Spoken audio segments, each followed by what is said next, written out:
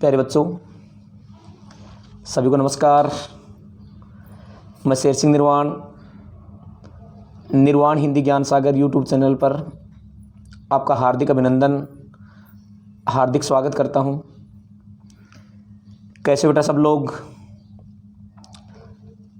सबसे पहले तो आप सभी प्यारे बच्चों को बोर्ड परीक्षा की हार्दिक शुभकामनाएं, ढेर सारी शुभकामनाएं। आपके प्रश्न पत्र बहुत अच्छे हो, ऐसी मैं कामना करता हूं। और आज हम चर्चा करने जा रहे हैं कक्षा 10 के बोर्ड प्रश्न पत्र के बारे में। कैसा होगा प्रश्न पत्र का प्रारूप, कैसे टाइम मैनेजमेंट हमें संभालना है, किस प्रकार से प्रश्न पत्र को हल करना है, ये तमाम बातें हम इस वीडियो में करने जा रहे हैं। तो देखिए बेटा, ये सारी बातें जान लें हम। इससे पहले मैं आपको बता देना चाहता हूँ कि कोई भी जो प्रश्न पत्र हम देने जा रहे हैं, सबसे पहले उसका ब्लूप्रिंट, मतलब जिसको हम नील पत्र कहते हैं, उसकी रूपरेखा हमारे दिमाग में होनी चाहिए कि किस तरह से प्रश्न पत्र आएगा, कौन से प्रश्न संख्या पर कौन सा प्रश्न होगा, पत्र कौन से प्रश्न पे होगा, व्याख्या कैसी होगी, कितने नंबर की होगी। इन तमाम बातों की सारी जानकारी हम इस वीडियो में जानेंगे। तो देखो बेटा, सबसे पहले आपका मॉडल पेपर आपके सामने स्क्रीन पर दिख रहा होगा आपको। ये कुछ सामान्य से निर्देश हैं जो आपको एक प्रश्न पत्र पर लिखे मिलेंगे। ठीक है बेटा, तो ये सामान्य निर्देश हैं सभी के लिए कि परीक्षार्थी सबसे पहले प्रश्न पत्र अपने नामांक, यानी आपके जो रोल नंबर है वो अवश्य लिखें। उसके बाद में बेटा सभी प्रश्न हल करने अनिवार्य हैं। ये सामान्य बातें लिखी रहती हैं सभी प्रश्न पत्रों पर। प्रत्येक प्रश्न का उत्तर दी गई उत्तर पुस्तिका में लिखें। हाँ, ये बहुत काम की बात है, समझना भी आपको इस बात को। देखिए, आपका जो प्रश्न संख्या 1 होगा, जिसमें 12 प्रश्न होते हैं, टिक द करेक्ट वाले प्रश्न होते हैं बेटाओं। उसमें एक प्रश्न के 4 उत्तर होते हैं। और कहीं ऐसा ना हो कि आप अपने प्रश्न पत्र में उनका निशान लगा लें और अपनी उत्तर पुस्तिका में उसको करके ना आए। ऐसे ही प्रश्न संख्या जो 2 होगा, वो भी रिक्त स्थानों की पूर्ति वाला होगा। तो रिक्त स्थानों की पूर्ति हमें अपनी उत्तर पुस्तिका में उनके उत्तर लिखने हैं। कहीं हम अपने प्रश्न पत्र में रिक्त स्थानों की पूर्ति कर लें और प्रश्न पत्र तो हमारे साथ आ जाएगा, फिर बताइए अंक कैसे मिलेंगे। तो ये सारी बातें हम इस प्रश्न पत्र में करेंगे। देखिए आगे, जिन प्रश्नों के आंतरिक खंड हैं उन सभी के प्रश्न उत्तर एक साथ ही लिखें। आंतरिक खंड का मतलब ये बेटा, जैसे आपका प्रश्न नंबर 1, प्रश्न संख्या 2 और प्रश्न संख्या 3, इनके आंतरिक खंड है, इनमें और प्रश्न भी हैं, अभी हम चर्चा करने जा रहे हैं आगे। तो उन सबको हम एक साथ ही लिखें। ऐसा नहीं कि आप एक उत्तर यहाँ लिख रहे हैं, एक अगले पेज पर लिख रहे हैं, ऐसा नहीं करना है। प्रश्न का उत्तर लिखने से पूर्व प्रश्न का क्रमांक अवश्य लिखें, ये जरूरी है कि आप कौन सा प्रश्न हल कर रहे हैं। कॉपी जांच करने वाला जो परीक्षक होगा, उसको इस बारे में पता होना चाहिए कि आपने उत्तर संख्या कौन सा हल किया है। आप 10 का हल कर रहे हैं, उत्तर संख्या 5 का हल कर रहे हैं, उत्तर संख्या 12 का हल कर रहे हैं, ये लिखना ज़रूरी है आपकी उत्तर पुस्तिका में। और कुछ प्रश्न हैं जिनके आंतरिक विकल्प हैं, इसके बारे में तो हम आगे चर्चा करेंगे। तो देखिए बेटा,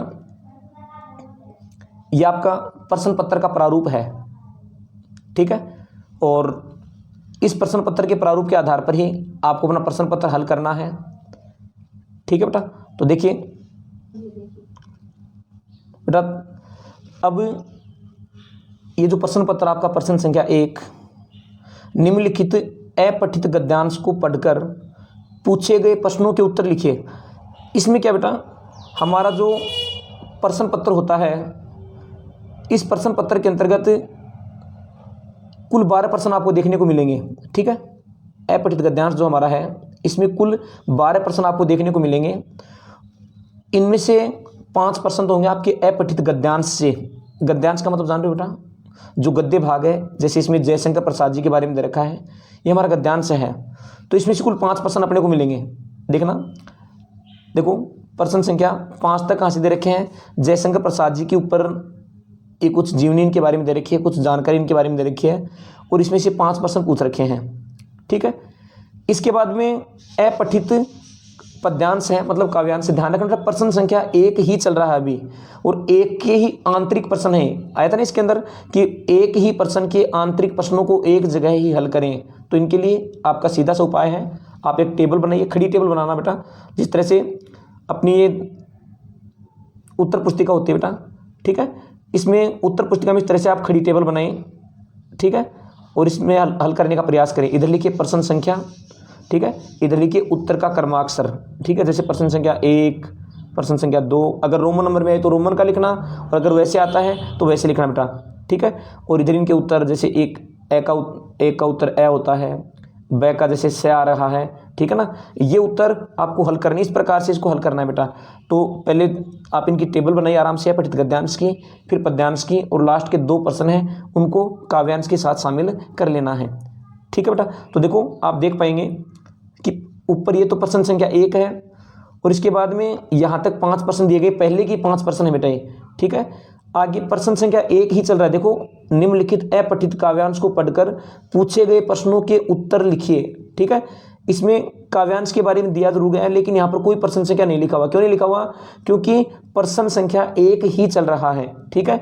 तो इसके जो प्रश्न हैं उनके बारे में अब आपको जानना है बेटा। देखो जैसे काव्यांश दे दिया, और इसमें से भी 5 प्रश्न आपको दे रखे हैं। प्रस्तुत काव्यांश में कंटकों का सर का अर्थ है, ठीक है बेटा। तो देखो ये अंतिम 10वां प्रश्न है काव्यांश के आधार पर, इसका अर्थ आपको ढूंढना है। इन चारों ऑप्शनों में से कौन सा ऑप्शन होगा वो आपको उत्तर पुस्तिका में लिखना है, उसका क्रमाक्षर, जैसे ए है या ब है या द है, स है, जो भी हो आपको लिखना है, ठीक है बेटा। आराम से विवेक से इसको पढ़ना है। और फिर इसमें प्रश्न संख्या 11 और 12, ये जो 2 प्रश्न होते हैं बेटा, ये प्रश्न होते हैं कहाँ से? आपकी जो वितान पुस्तक होती है उस वितान पुस्तक से होते हैं प्रश्न संख्या 11 और 12 के। तो इसके बारे में आपको जानकारी रखनी बेटा। तो इस तरह से ये तो आपका प्रश्न संख्या 1 होता है। अब हम चर्चा करें अगले प्रश्न की। तो प्रश्न संख्या जो 2 है वो आएगा बेटा रिक्त स्थानों की पूर्ति के रूप में। फिल इन द ब्लैंक्स वाले जो प्रश्न हैं वो हमारी व्याकरण से होते हैं, सारी इस बात का ध्यान रखना है कि आप कई बार हम चिंता में रहते हैं कि व्याकरण के प्रश्न कैसे पूछे जाएंगे, ठीक है, कहाँ पूछे जाएंगे, किस रूप में पूछे जाएंगे। तो इसके लिए आप जान लीजिए बेटा अच्छे से कि जो व्याकरण के प्रश्न हैं वो सारे के सारे आपके रिक्त स्थानों की पूर्ति के रूप में पूछे जाने हैं। हाँ, आपके संधि, समास और मुहावरे, लोकोक्तियाँ, इनके वैसे प्रश्न पूछे जाएंगे। तो देखो बेटा सबसे पहले आपका प्रश्न संख्या जो 2 है, दिख रहा होगा आपको अच्छे से, निम्नलिखित रिक्त स्थानों की पूर्ति कीजिए। इसमें पहला प्रश्न देखो क्या क्या बेटा, आपके एक तो विकारी शब्द है पाठ्यक्रम में, क्या है? विकारी शब्द। विकारी में क्या क्या है? संज्ञा, सर्वनाम, विशेषण, क्रिया, ठीक है बेटा, ये हैं, ये तो विकारी शब्द हो गए। एक है अविकारी जिनको हम अव्यय कहते हैं, ठीक है। तो जैसे संज्ञा, सर्वनाम, विशेषण जो विकारी शब्द हैं, और क्रिया, ठीक है। तो संज्ञा, सर्वनाम, विशेषण, इन तीनों के और साथ में अविकारी शब्दों के, किसके बेटा? अविकारी शब्दों के। ये प्रश्न तो आपके पाठ्यक्रम में डाल रखे हैं, किस रूप में बेटा? फिल इन द ब्लैंक्स के रूप में, यानी रिक्त स्थानों की पूर्ति के रूप में। इसके बाद में आगे के जो प्रश्न हैं, देखिए पहला प्रश्न है संज्ञा से कि गाय आदि, पुस्तक आदि, ठीक है बेटा, ये संज्ञा शब्द से है। दूसरा सर्वनाम से है, ठीक है बेटा। तो दूसरा प्रश्न किससे है? सर्वनाम से होगा। उसके बाद में आगे के जो प्रश्न है, प्रश्न संख्या 3, ये विशेषण से संबंधित है। उसके बाद में अविकारी शब्द ही जिनको अव्यय भी कहते हैं, ठीक है, यह इनके बारे में है। तो बेटा प्रश्न संख्या 1 से लेकर के 2 में, 2 का जो प्रश्न है इसमें 1 से लेकर 4 तक ये तो होंगे आपके व्याकरण के प्रश्न, और उसमें भी विकारी और अविकारी शब्दों के, जिसमें संज्ञा, सर्वनाम, विशेषण, 3 प्रश्न तो इनसे होंगे। एक होगा अव्यय से, जिसको हम अविकारी शब्द भी कहते हैं, वहाँ से होगा, ठीक है। फिर इसमें प्रश्न संख्या 5 और 6 ये होंगे आपके उपसर्ग और प्रत्यय से। किससे होंगे? प्रश्न संख्या 5 और 6 ये होंगे बेटा उपसर्ग और प्रत्यय से, ठीक है। उपसर्ग और प्रत्यय से जो प्रश्न होंगे वो प्रश्न संख्या 5 और 6 होंगे इसके अंदर, ठीक है बेटा। तो उम्मीद करता हूँ यहाँ तक आपको अच्छे से समझ में आ रहा होगा। अब देखिए बेटा आगे हम चर्चा करें तो आप क्या आएंगे? वेरी शॉर्ट टाइप क्वेश्चंस, यानी अति लघुतरात्मक प्रश्न आएंगे बेटा, ठीक है। और जो अति लघुतरात्मक प्रश्न है इसके बारे में हमें जानकारी रखनी चाहिए, ठीक है, कि इनकी संख्या कितनी होगी? 12 प्रश्न होंगे आपके। देखो अति लघुतरात्मक प्रश्न, वेरी शॉर्ट टाइप क्वेश्चंस जो हैं, ठीक है बेटा। अब देखो इसमें क्या क्या है, जैसे पहला ही प्रश्न किसका आ गया? संधि का आ गया। किसका आ गया बेटा? व्यंजन संधि की परिभाषा लिखी। उसके बाद में समास का, ध्यान देना बेटा, प्रश्न संख्या 3 के ही आंतरिक प्रश्न है ये, प्रश्न संख्या 3 के ही खंड हैं, 1 2 3 4 इस तरह से 12 प्रश्न। तो आप ध्यान देना बेटा, प्रश्न संख्या 3 का बाहर जो अंकन होगा उत्तर पुस्तिका पर वो एक जगह ही होगा, ठीक है ना। इसलिए आप ध्यान रखना, कहीं प्रश्न संख्या 3 का प्रश्न 1 तो यहाँ पर हल कर रहे हो, फिर आप प्रश्न संख्या 4 हल करने लग गए, फिर इसका 2 कर रहे हो, ऐसा नहीं करना है। इस बात का आप स्पेशल ध्यान रखेंगे, विशेष रूप से ध्यान रखेंगे कि प्रश्न संख्या 3 के जितने भी प्रश्न हैं उन सारे प्रश्नों को एक जगह ही हल करना है, ठीक है ना। 1 2 3 4 5 इस तरह से एक साथ इनको हल करना है, ठीक है ना बेटा। तो इसमें एक प्रश्न संज्ञा जिसे आपका संधि का होगा, एक समास का होगा, ठीक है बेटा, आपको दिख रहे होंगे अच्छे से। एक किसका है, संधि का है, एक किसका है, समास का है, ठीक है बेटा। समास के बाद में मुहावरे का है, काठ का उल्लू होना मुहावरे का, एकदम मूर्ख व्यक्ति को कहा जाता है, ठीक है। जैसी करनी वैसी भरनी, इस बात का ध्यान देंगे बेटा, आपके मॉडल पेपर में इसको लोकोक्ति जो दी है आपको, इसका वाक्य में प्रयोग करना है, अर्थ नहीं पूछा है। तो इस बात का आप विशेष रूप से ध्यान रखेंगे कि आपकी जो लोकोक्तियां हैं उनका वाक्य में प्रयोग करवाया गया है, उनका अर्थ नहीं पूछा गया है, ठीक है बेटा। उसके बाद में अगला आपका जो प्रश्न है वो है बेटा, लेखक से यतीन्द्र मिश्र जी का जन्म कब और कहाँ हुआ। तो ये लेखक, जितने भी लेखक हैं इनके बारे में आपको जानकारी होनी चाहिए। वैसे आपके लेखक परिचय और कवि परिचय पाठ्यक्रम में जुड़ी हुई है, आगे भी चर्चा करेंगे हम, 2 नंबर के प्रश्नों के रूप में वो हैं, ठीक है बेटा। तो यतीन्द्र मिश्र जी का जन्म कब एवं कहाँ हुआ, एक तो ऐसे पूछा जाएगा, और एक 2 अंक में लेखक का परिचय भी आएगा, ठीक है ना बेटा। तो देखिए उसके बाद में महावीर प्रसाद जी ने, ये छोटे प्रश्नों में है, ठीक है, देखोगे आपको अच्छे से। बच्चे की दंतुरित मुस्कान का कवि मन पर क्या प्रभाव पड़ा, ये है 1 अंक के प्रश्न। और बेटा इसके लिए ध्यान देना, अति लघुतरात्मक सब प्रश्न है और इनके उत्तर लिखिए 20 शब्दों में। कितने शब्दों में बेटा, 20 शब्दों में। तो इस बात का आप ध्यान रखना, कई बच्चों की शिकायत रहती है, ये बात चर्चा करनी जरूरी भी है कि सर प्रश्न तो आता था पर समय कम पड़ गया। सोच कर देखो बेटा, कितना दुख होगा जो प्रश्न हमें आएगा और आते आते हमारे पास उसका समय कम पड़ जाता है। तो प्रश्न हल करना ही, प्रश्न पत्र हल करना ही मकसद नहीं होना चाहिए, प्रश्न पत्र पूरा हल होना चाहिए, ये भी हमारा मकसद होना चाहिए। तो इस चीज़ के लिए आप ध्यान रखेंगे, जितने शब्दों में पूछा जाए उतने ही शब्दों तक आप लिखने का प्रयास करें। 20 की जगह 25 शब्द हो सकते हैं, 15 शब्द हो सकते हैं, यहाँ तक तो चलेगा। लेकिन ऐसा नहीं कि आपसे पूछा तो 2 लाइनों का प्रश्न और आप उसके अंदर 10 लाइनों में उसका उत्तर दे रहे हैं, नंबर मिलेंगे नहीं, ऐसे वो तो मिलेंगे नहीं। साथ ही साथ आपका प्रश्न पत्र छूटने की भी पूरी संभावना रहेगी, क्योंकि आपका प्रश्न पत्र 3.25 घंटे का है और 3.25 घंटे में अगर आप लगातार लगे रहेंगे तो ही प्रश्न पत्र पूरा हो पाएगा, छोटा प्रश्न पत्र नहीं है। इसलिए शब्द सीमा का विशेष रूप से ध्यान देना है। इसके ऊपर बाकायदा लिखा हुआ है, अति लघुतरात्मक प्रश्नों के उत्तर लगभग 20 शब्दों में दीजिए। तो 20 के 22 23 भी हो सकते हैं, 17 18 भी हो सकते हैं, ठीक है ना। इस बात को आप समझने का प्रयास करना, ठीक है बेटा। आगे चलते हैं। अब देखिए हम आगे चलते हैं बेटा, उम्मीद करता हूँ यहाँ तक तो आपको समझ आ रहा है अच्छे से। यानी मैं कहना ही चाह रहा हूँ आपको बेटा कि शब्द सीमा का विशेष रूप से ध्यान रखना है, जितना पूछा जाए उतना ही लिखना है, ज़्यादा ज्ञानी बनने का प्रयास नहीं करना है। अगर हम ज़्यादा ज्ञानी बनेंगे तो हो सकता है हमारा प्रश्न पत्र छूट जाए, ठीक है बेटा। इसलिए प्रश्न पत्र हमारा छूटना नहीं चाहिए, उसके लिए हमें पूरा प्रयास करना है कि जितने शब्दों में पूछा जाए उतने शब्दों में अपने को उत्तर देना है। और ये प्रारूप है प्रश्न पत्र का कि किस तरह का प्रश्न पत्र आपके सामने होगा, ठीक है ना। तो छोटे प्रश्नों में यतीन्द्र मिश्र जी का जैसे जन्म पूछा है, हो सकता है आपसे महावीर प्रसाद द्विवेदी जी का पूछ लिया जाए, हो सकता है आपसे सर्वेश्वर दयाल सक्सेना जी के बारे में पूछ लिया जाए, स्वयं प्रकाश जी के बारे में पूछ लिया जाए। तो सारे लेखक जितने भी हैं उनका जन्म कब एवं कहाँ हुआ ये आपको पता होना चाहिए। अब देखिए इसके बाद में 1 अंक के छोटे प्रश्न पूछे हैं। महावीर प्रसाद द्विवेदी जी ने क्या तर्क देकर स्त्री शिक्षा का समर्थन किया है, केवल 1 ही लाइन में या 2 लाइनों में 20 शब्दों में इसका उत्तर देना है। बच्चे की दंतुरित मुस्कान का कवि मन पर क्या प्रभाव पड़ा, ठीक है ना बेटा। गिरिजा कुमार माथुर जी की किन्हीं 2 रचनाओं के नाम लिखे। अब देखो मैं पहले बता चुका हूँ आपकी बात तो कि आपके पाठ्यक्रम में कवि परिचय और लेखक परिचय दोनों ही हैं और 2-2 अंक ही हैं, ठीक है बेटा। इसलिए आपको सारे कवि पढ़ने हैं और सारे लेखक भी पढ़ने हैं। तो रचना, जब लेखक पढ़ोगे कवि पढ़ोगे तो कवियों की तो आपसे रचनाएं पूछ रखी हैं और लेखक के बारे में आपको जन्म कब एवं कहाँ हुआ ये पूछ रखा है। तो ये भी आपको अच्छे से पढ़ करके जाना है, ठीक है। अब हम आगे चलें, देखिए ठीक है बेटा कि संगतकार कविता किसका महत्व पर विचार करती है, ठीक है। याद होगा आपको संगतकार, मंगलेश डबराल जी की कविता है ये, ठीक है बेटा। भदंत आनंद कौशल्यान ने सभ्यता को किसका परिणाम माना है? ये छोटे प्रश्न है बेटा, वन लाइनर, एक पंक्ति या दो पंक्ति में इसके अधिकतम उत्तर देने हैं, ठीक है ना बेटा। इस बात का आपको ध्यान रखना है। अब देखो जैसे मान लो गिरिजा कुमार माथुर जी की किन्हीं दो रचनाओं के नाम पूछे हैं, अब आपको सीधा रचना का नाम नहीं लिखना है, आपको लिखना है कि गिरिजा कुमार जी की दो रचनाएं निम्नलिखित हैं, ठीक है। फिर आपने रचना नंबर 1 और रचना संख्या 2 इस तरह से लिखा, बात खत्म। ऐसे लिखना है, ऐसा नहीं कि सीधा आपने नाम लिख दिया और आपका काम चल जाएगा, ऐसे नहीं बेटा। प्रश्न के अंक लेने आप पर निर्भर करते हैं कि आप किस प्रकार से उसके अंक हासिल कर पा रहे हैं, ठीक है बेटा। तो इस तरह से ये 12 प्रश्न हैं छोटे प्रश्नों के रूप में, ठीक है बेटा। इसमें देखिए 2 प्रश्न आपकी दूसरी पुस्तक से भी हैं, ठीक है बेटा, दूसरी पुस्तक से भी हैं। कौन सी दूसरी पुस्तक बेटा? आपकी जो कृतिका पुस्तक है, कौन सी है? जो दूसरी आपकी कृतिका पुस्तक हो सकता है, मैंने इसको आरोह बोल दिया बेटा 12वीं क्लास के लिए, पुरानी पुस्तक को। जो पहली पुस्तक आपकी क्षितिज है और दूसरी कौन सी है? कृतिका।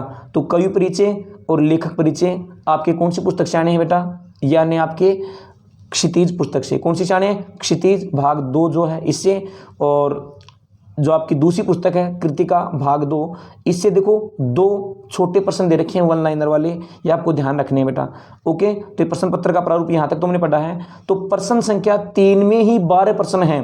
तो देखो बेटा कितने प्रश्न हो गए यहाँ तक? आपने 12 प्रश्न पहले प्रश्न में, 6 प्रश्न रिक्त स्थानों वाले में, और 12 प्रश्न प्रश्न संख्या 3 में वन लाइनर वाले, यानी अति लघु उत्तरात्मक। तो 12 और 12 24 और 6 30। तो 30 प्रश्न तो आपके आएंगे एक एक अंक के। कितने अंक के आएंगे बेटा? एक एक अंक के आएंगे। बहुत ज़्यादा समय इसमें बर्बाद करना नहीं है, कहीं ज़्यादा सोच विचार में लग जाओगे तो फिर आगे के प्रश्न आपके रह जाएंगे, ठीक है ना बेटा। इसलिए समय की मर्यादा का ध्यान रखें और अपने प्रश्न पत्र को हल करते चलें, ठीक है बेटा। अब देखिए हम आगे चलते हैं। इसके बाद में अपना शुरू होता है खंड ब, ठीक है बेटा। क्या होगा? खंड ब शुरू होता है और इस पर साफ साफ लिखा है खंड ब में प्रश्न संख्या 4 से लेकर के 16 तक प्रत्येक प्रश्न के लिए अधिकतम अंक से उत्तर सीमा 45 शब्द है। कितने बेटा? 45 शब्द। ये मानिए हम एक पंक्ति में लगभग 9 या 10 शब्द मान करके चलते हैं, तो लगभग 5 पंक्तियां या 5.5 पंक्तियों तक आप इसका उत्तर दें। बहुत ज़्यादा रामायण नहीं लिखनी है, बहुत ज़्यादा बड़ा प्रश्न लिखना नहीं है, जितना पूछा जाए उतना ही लिखना है, नहीं तो प्रश्न पत्र आपका हल नहीं हो पाएगा, ठीक है बेटा। तो इस बात का ध्यान रखेंगे कि उत्तर सीमा जो दे रखी है उसके अनुरूप ही आप काम करें। उत्तर सीमा इसके ऊपर कितनी लिखी है बेटा? 45 शब्द लिखी हुई है खंड ब में, और प्रश्न संख्या 4 से लेकर के 16 तक के प्रश्न इसके अंतर्गत हैं। अब देखो इसमें कौन कौन सी किताबों से कितने कितने प्रश्न हैं। देखो जैसे पहले प्रश्न संख्या 4 माता का आंचल कृतिका पुस्तक से है, ठीक है बेटा। शांति और अहिंसा की प्रतीक कहाँ से है? कृतिका पुस्तक से है, ठीक है ना। साना साना हाजोरी पाठ में है। दुलारी का परिचय टुन्नू से कहाँ हुआ? कौन सी पुस्तक से है? कृतिका पुस्तक से है, ठीक है बेटा। तो देखो प्रश्न संख्या 4, 5, 6 कौन सी पुस्तक से? कृतिका पुस्तक से।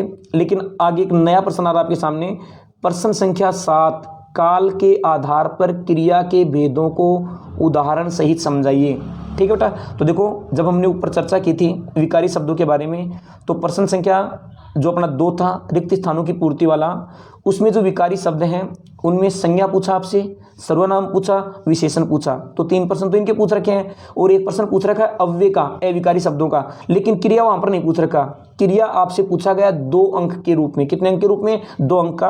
तो हो सकता है यहाँ पर आपको काल के आधार पर पूछा है, आपको बोर्ड परीक्षा में कर्म के आधार पर पूछ लिया जाए। किसके आधार पर? कि कर्म के आधार पर क्रिया के कौन कौन से भेद होते हैं उदाहरण सहित समझाइए, ठीक है ना बेटा। ध्यान रखना, हो सकता है ऐसा मिल जाए आपको प्रश्न, क्योंकि यहाँ पर आपको किसके आधार पर पूछ रखा है? काल के आधार पर। बोर्ड प्रश्न पत्र बनाने वाला आपसे पूछ सकता है कि कर्म के आधार पर क्रिया के कौन कौन से भेद होते हैं। तो ध्यान रखना, ऐसे ही आपको उत्तर देना है, ओके।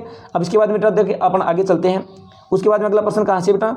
गोपियों ने, देखो इस बात का ध्यान दो कि कृतिका पुस्तक से 4, 5, 6 3 प्रश्न हो गए।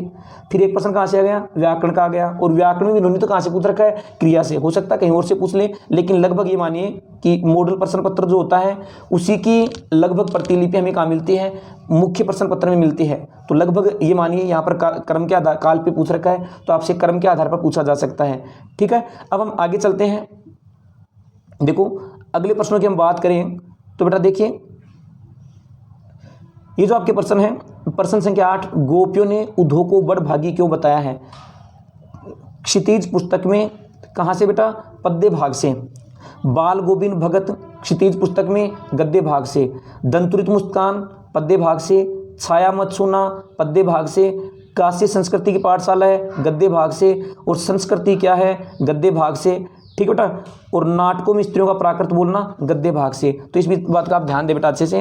देखो प्रश्न संख्या आपके 8, 10, 11, ठीक है बेटा। तो 3 प्रश्न तो आपके पद्य भाग से पूछ रखे हैं। प्रश्न संख्या 9, प्रश्न संख्या 12, प्रश्न संख्या 13 और प्रश्न संख्या 14, ठीक है बेटा। 9, 12, 13, 14, 4 प्रश्न, ठीक है बेटा। तो 3 + 4 7 प्रश्न कहाँ से बेटा? 7 प्रश्न हमारी कौन सी पुस्तक से हैं? क्षितिज भाग 2 से हैं। इस बात का भी ध्यान रखना है, ठीक है। इसके बाद में बेटा 2 आपके प्रश्न आएंगे कवि और लेखक परिचय के, ठीक है। तो बेटा कवियों और लेखकों के अंतर्गत देखिए प्रश्न संख्या 15 और प्रश्न संख्या 16 जो हैं, ये जैसे देखो सूरदास जी का जीवन एवं कर्तृत्व है, संक्षेप में लिखना है बेटा, ध्यान रखना। ऊपर शब्द सीमा लिखी हुई थी, कितने शब्द? 45 शब्द, ठीक है। और आपसे पूछा कितने अंक का गया है? केवल 2 अंक का। रामरक्ष बेनीपुरी जी वाला भी कितने अंक का? 2 अंक का। तो सूरदास जी तो कवि परिचय हो गया, बेनीपुरी जी का क्या हो गया? ये लेखक परिचय हो गया। तो ध्यान रखना कि ये आपसे केवल 2 अंक का ही पूछा जा रहा है, और 2 अंक का मतलब जितना पूछा जाए उतना ही लिखना है। मुझे पता है कि आप इसके अंदर अपने आप को रोक नहीं पाएंगे, आपको बहुत अच्छे से साहित्य परिचय आता होगा, फिर भी बेटा प्रयास करना कि जितने शब्दों में पूछा जाए उतने ही शब्दों में आप इसको लिखने का प्रयास करना, ठीक है ना। बहुत ज़्यादा बड़ा नहीं लिखना है, नहीं तो नुकसान आपकी ये हो जाएगा कि आपका प्रश्न पत्र पूरा नहीं होगा, ठीक है ना। अब बेटा ये आपका खंड 6 हो गया, यहाँ तक के प्रश्नों की बात हो चुकी। अब हम आगे चलते हैं, अब दीर्घ उत्तरीय प्रश्न आएंगे, थोड़े बड़े प्रश्न आएंगे, तो उसके हिसाब से हम आगे चलते हैं। देखो बेटा ज़्यादा बड़ा वीडियो हो जाएगा, जल्दी पूरा करने का प्रयास करते हैं इसको। चलो देखो ये है बेटा प्रश्न संख्या 17, ठीक है बेटा। अब आप ध्यान दो बेटा, खंड 6 शुरू हो गया है। क्या हो गया है? खंड से। प्रयास करना कि आप उत्तर पुस्तिका में प्रश्न हल करते समय अगर आप क्रम वाइज प्रश्न हल कर रहे हैं, 1 2 3 4 5, अगर इस सीक्वेंस में आप प्रश्नों को हल कर रहे हैं तो आप खंड भी लिखना। खंड से लिखा, उसके बाद में एक लाइन खाली छोड़ना। और प्रश्न संख्या 17 व्याख्या है। तो व्याख्या लिखने से पहले बेटा आपको, जैसे फादर कामिल बुल्के वाला जो पाठ है आपका, ठीक है बेटा, जो फादर कामिल बुल्के है, एक मानवीय करुणा की दिव्य चमक, सर्वेश्वर दयाल सक्सेना जी का जो अध्याय है वहाँ से लिया गया है। तो इसको लिखने से पहले जैसे आपने शुरू में ये लिखा बेटा फादर, ठीक है, 2-3 शब्द लिखे और अंत में तर्क देते हैं, ये लिखना ताकि उसको पता लगे प्रश्न कॉपी जांच करने वाले को आपने कौन सा उत्तर हल किया है। फिर व्यवस्थित तरीके से आपको प्रसंग लिखना है। क्या लिखना है बेटा? प्रसंग लिखना है। और प्रसंग लिखने के बाद आपको व्याख्या लिखनी है और अंत में आपको विशेष भी लिखना है। ज़्यादा लंबा चौड़ा नहीं लिखना है क्योंकि केवल 3 अंक का ही आपका ही प्रश्न है। कितने अंक का बेटा? देखो 1 + 2 यानी 1 + 2, 1 नंबर का तो प्रसंग और 2 नंबर की व्याख्या, इतना ही दे रखा है। लेकिन विशेष भी लिखना बेटा, नहीं तो प्रश्न पत्र जांच करने वाले का ये भ्रम रहता है थोड़ा सा, वो नंबर दे नहीं पाता उसके लिए, ठीक है। अब देखिए आगे चलते हैं, हम आपको बेटा लेकर के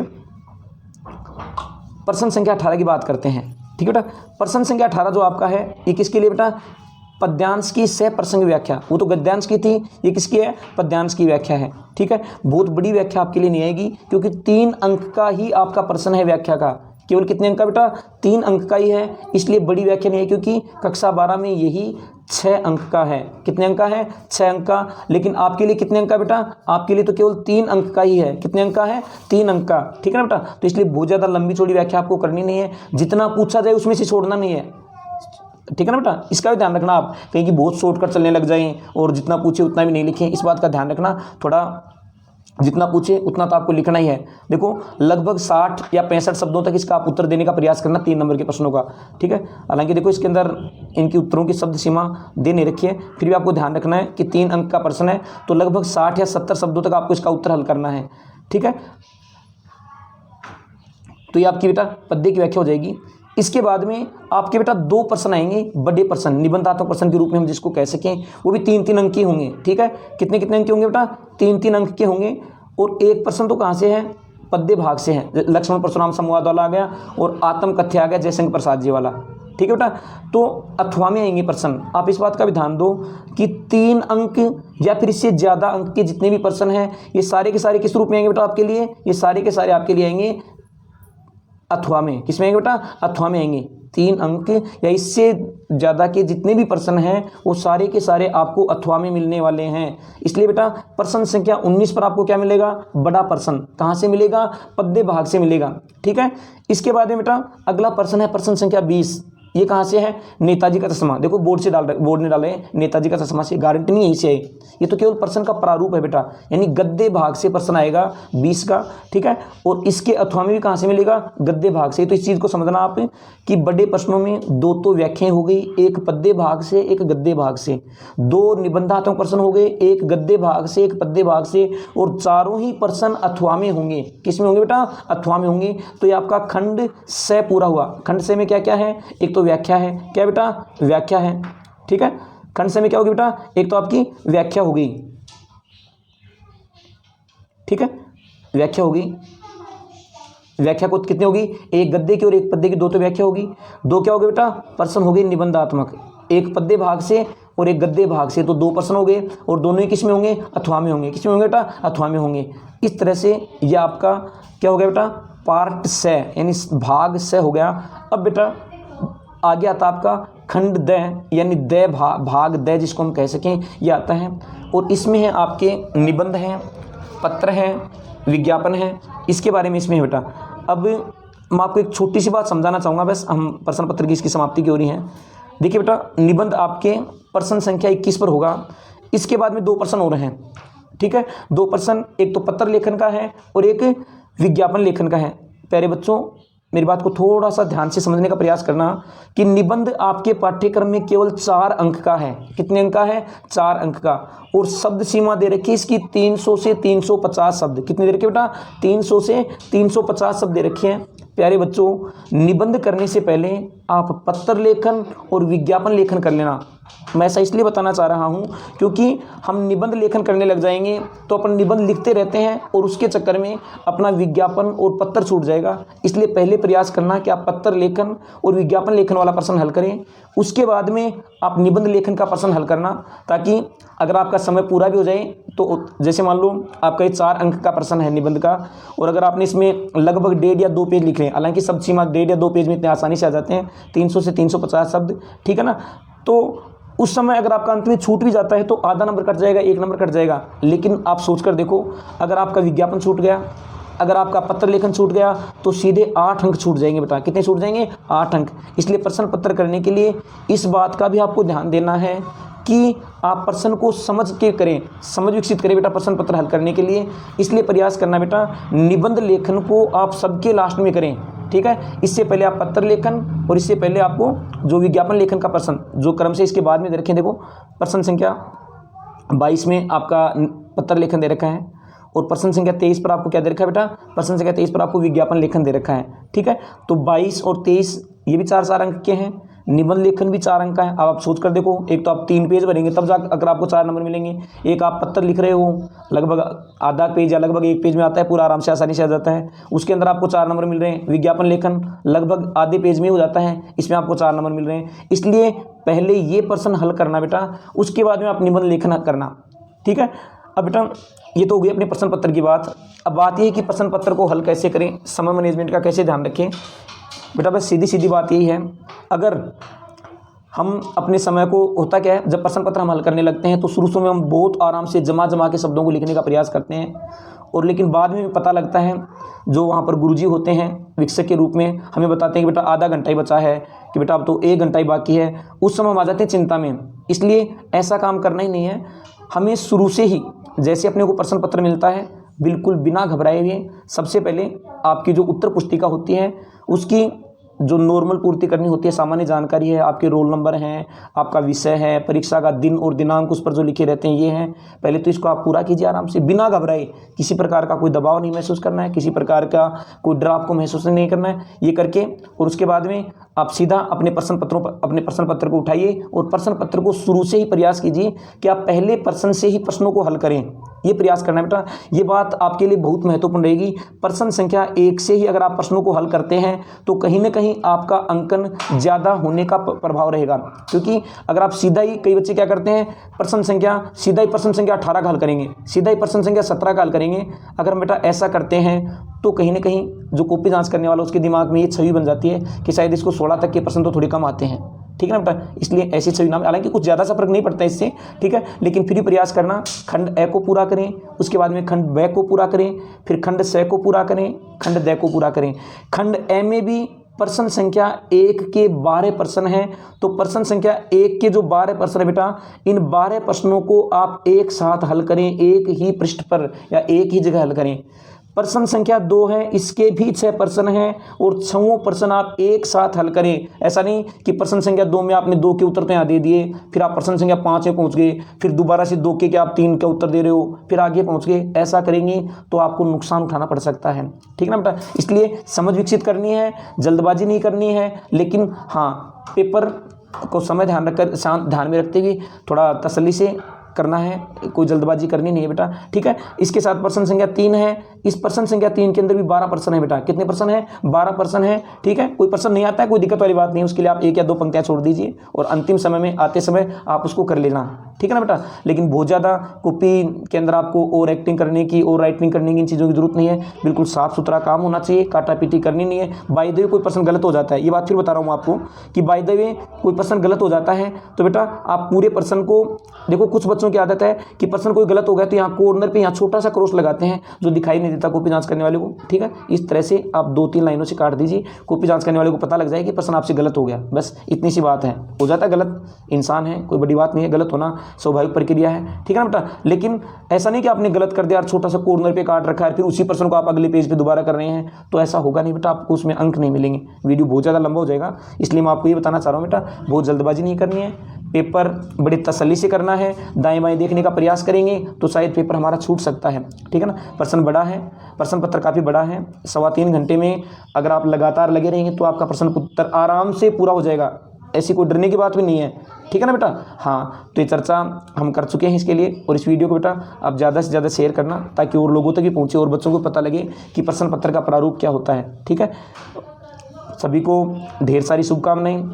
आपका हिंदी का प्रश्न पत्र बहुत अच्छा हो, इसके लिए मैं ईश्वर से कामना करता हूँ, ठीक है बेटा। घबराने की आवश्यकता नहीं है, बिल्कुल वैसा ही होगा, आप चिंता ना कीजिए। जैसा आपने प्रश्न पत्र पढ़ रखा अब तक वैसा ही प्रश्न पत्र आपका आएगा, ठीक है बेटा। तो इसलिए आराम से बिल्कुल और बच्चों तक इस वीडियो को पहुंचाना ताकि सभी को पता लग सके, ठीक है। जय हिंद, जय भारत। ओके बेटा, धन्यवाद।